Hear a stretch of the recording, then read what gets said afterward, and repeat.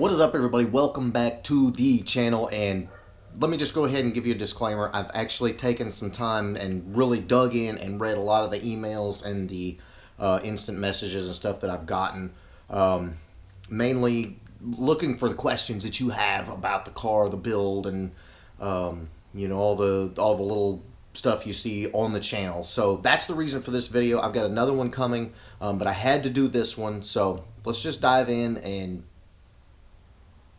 go for it.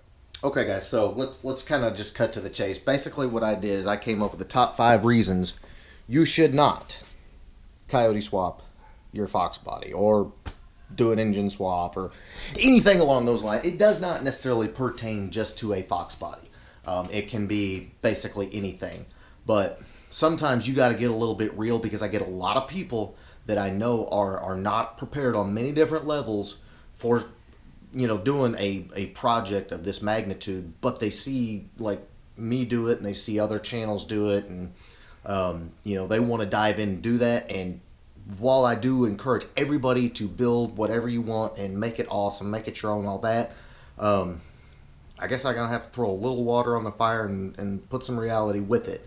So I mean, that's what I'm gonna do. And again, take this from someone that has been there and done that, and ultimately what I want is to see you make your dream build happen and enjoy your car as much as you possibly can. So let's dive in.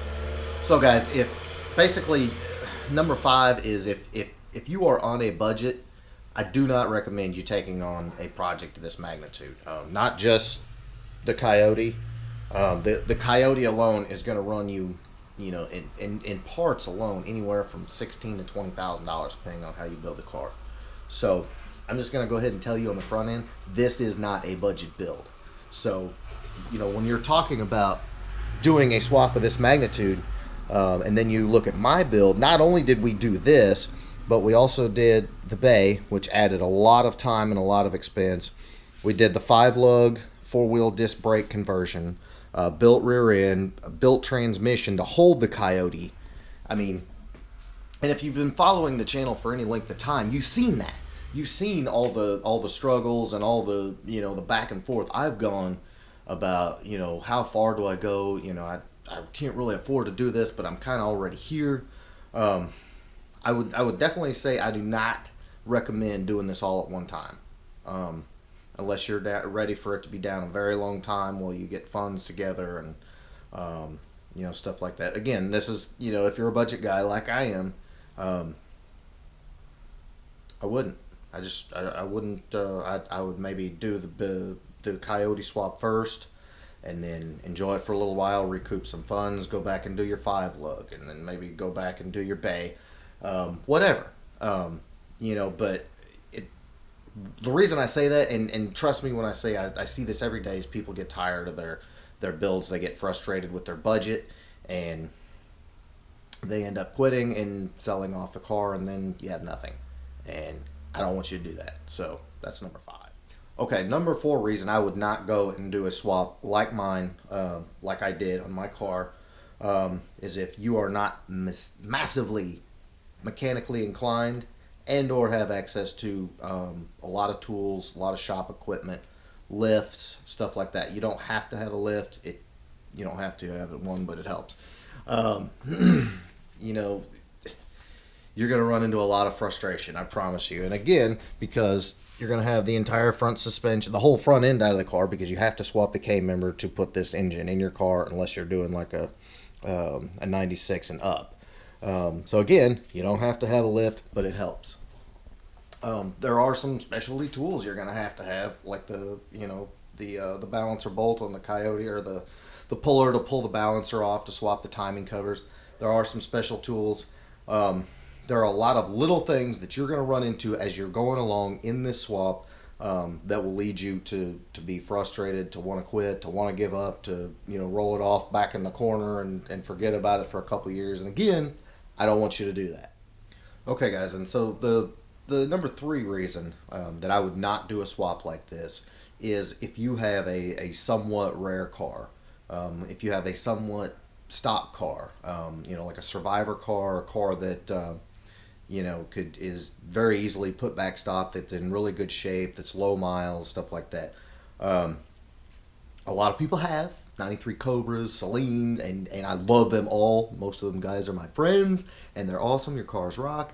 But I wouldn't do it. And I wouldn't do it because the market is changing drastically.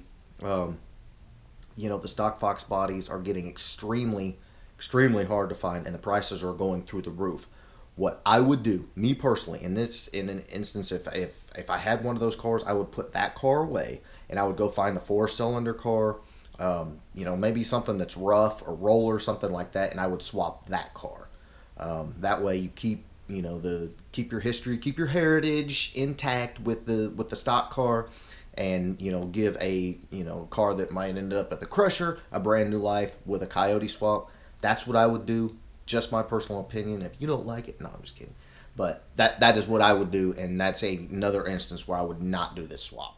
Okay, guys, number 2 reason I would not do this swap is if you're an extremely impatient person, you just want to get in something and drive it, you don't want to be hassled, you don't want to fool with anything, and you just, for whatever reason, you just don't want to be bothered with it, I don't recommend doing the swap. Why? Because you're going to have things for months, maybe years, that you're going to have to iron out. Things that are going to pop up. Not everything's going to make sense because that engine's really not supposed to be there. That engine is not supposed to be there. So, yeah, you are going to have issues down the road. I mean, it's just par for the course. And it doesn't matter if you've got a older Camaro with an LS swap. You're going to run into the same stuff.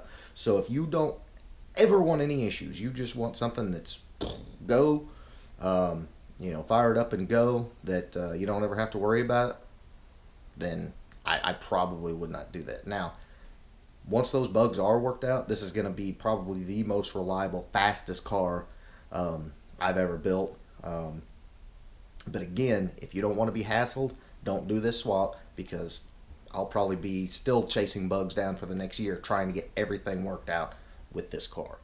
Okay, guys, and the last and final, number 1 reason I would not coyote swap my car is because you saw it right here on this channel or anywhere. I get that they're cool, I get that they're new, and that's a lot of the reason that I did it, is because I wanted to try and help people out, go through with the swap, show people how it's done, all of that. And yeah, I wanted a coyote swap Fox body. But if you're happy with your 347 or your 363, or your little 302 with an on-3 turbo kit, don't rip it all out and throw a coyote in it just because it seems to be the trendy thing. If you enjoy your car, if you know how to work on it, it's running good, and it's fast, or whatever, it works for you, just because you see on Instagram or Facebook or here on YouTube people doing this swap, I just wouldn't do that just because it seems to be the fad or the most popular thing. Enjoy your car, have fun with it, and if something's working, leave it alone. So there you go, guys. That is my top 5 why you should definitely, most assuredly, not coyote swap your Fox body. So go through all of these. If any of these apply to you, kind of rethink it, especially if you're on the fence about doing a swap like this. Again, this is not for everybody. This is not a budget swap, and for some people it'll work, some people it won't. So just keep all that in mind. Do your homework and enjoy your car. That is the most important thing. Have fun with it, work on it, race it, show it, do whatever. Just have fun with your car. Don't follow trends and feel like you gotta keep up with the Joneses. Just love it. Okay, I'm done talking. Ladies and gentlemen, please give me a big thumbs up if this video was helpful. Smash that subscribe button if you have not, because I got a lot more coming for you, and I'll catch you up on the next upload. Later.